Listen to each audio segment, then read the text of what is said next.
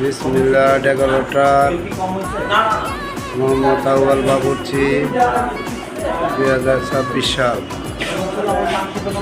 ACI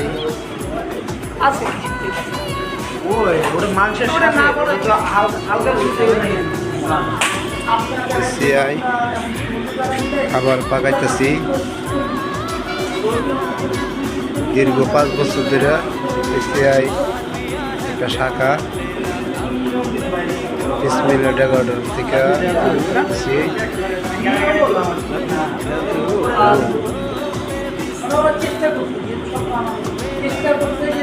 খোল এটা খোল লাড়া দে এন্ত